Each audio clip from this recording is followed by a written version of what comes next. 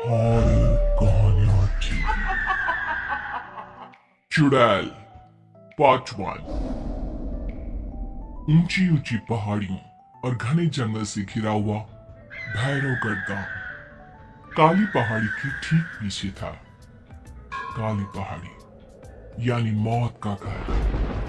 भैरवगढ़ गांव तक पहुंचने का रास्ता बेहद दुर्गम था। लगभग 24 घंटे घने तूफान और तेज हवाओं की वजह से वहां के वीरानी माहौल की कहानियां लोगों के दिलों को दहला देती थी। ऐसे बहुत कम लोग थे जो भैरवगढ़ गांव तक जाने की हिम्मत करते थे। लोगों का कहना था कि इस गांव के आसपास बुरी आत्माओं का साया मंडराता है। गांव के रहने वाले लोगों ने वैसे तो अपनी आंखों से किसी बुरी आत्मा या साये को नहीं देखा था, लेकिन गांव का बच्चा बच्चा इस बात को महसूस कर सकता था कि गांव के ऊपर कोई तो खौफनाक साया मंडरा रहा है। और उसकी वजह ये थी कि उस गांव में जैसे ही कोई लड़का 18 साल का होता, उसके 18वें जन्मदिन की रात ठीक 12 बजे अकस्मात उसकी मौत हो जाती। हर बार ये मौतें बड़े ही रहस्यमयी ढंग से होती और इस बार सरपंच सुमेर के बेटे को 18 साल होने में अब बस 15 दिन बाकी थे। अजी सुनते हैं, हमारा बेटा भी कुछ दिन बाद 18 साल का हो जाएगा। कहीं वो डायन उसे भी खा गई तो?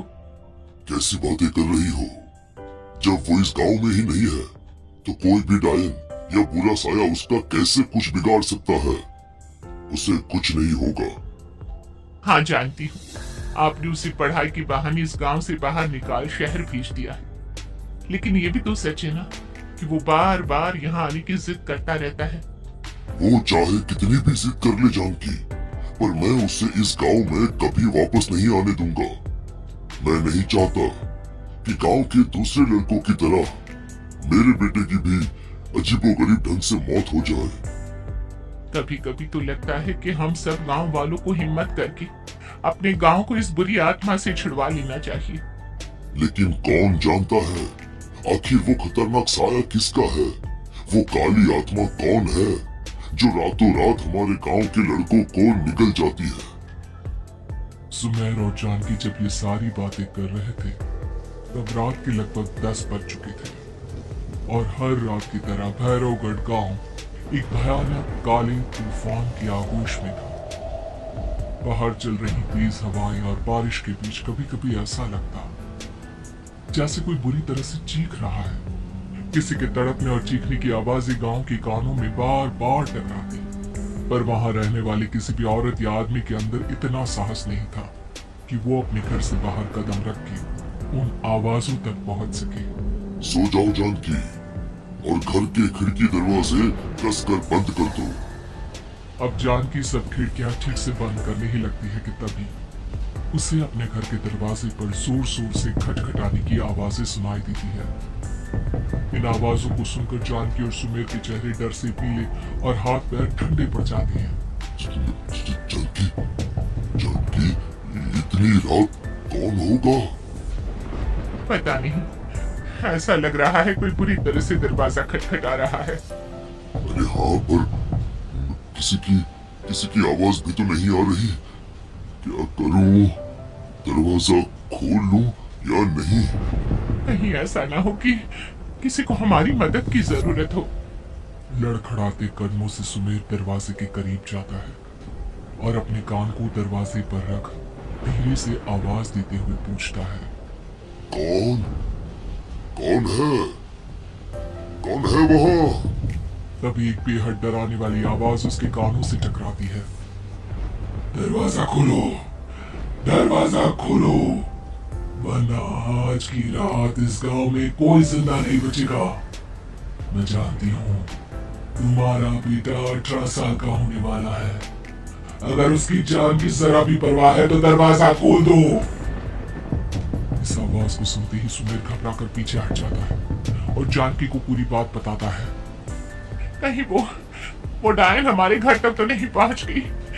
अब हम क्या करेंगे? मुझे दरवाजा खोलना ही होगा जानकी। मेरे पास अब कोई रास्ता नहीं है। इतना कहकर सुमेर डर से अपनी दोनों आंखें कसकर बंद करता है और कांपते हाथों के साथ झटके से दरवाजा खोल देता है। तभी किसी की जोर से हंसने की आवाज सुमेर और जानकी को सुनाई देती है। इस आवाज को सुन दोनों दरवाजे की तरफ देखते हैं और सामने अपने बेटे राहुल को खड़ा देख दंग रह जाते हैं। राहुल के हाथ में उसका मोबाइल होता है जिसमें से वो आवाज बज रही थी। ये क्या मजाक है? और तू यहाँ, तुझे मना किया था ना गांव में आने को, समझ में नहीं आता क्या?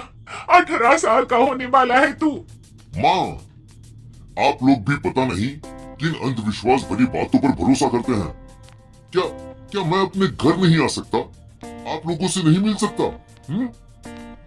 देख बेटा, हमने तुझे किसी वजह से ही इस गांव से दूर रखा था और यहाँ आकर तूने अच्छा नहीं किया।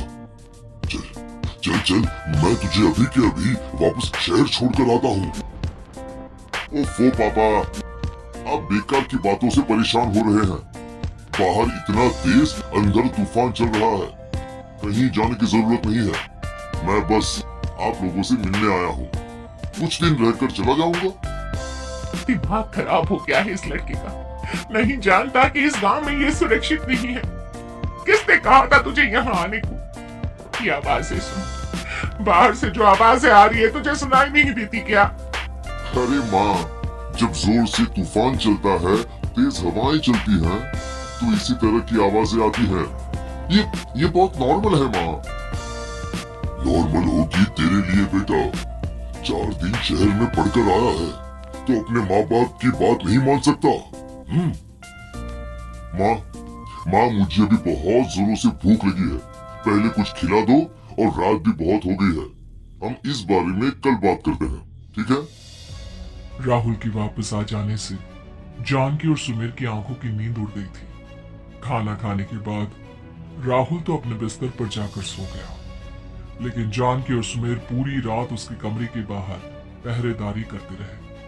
उन्हें पल पल इसी बात का डर था कि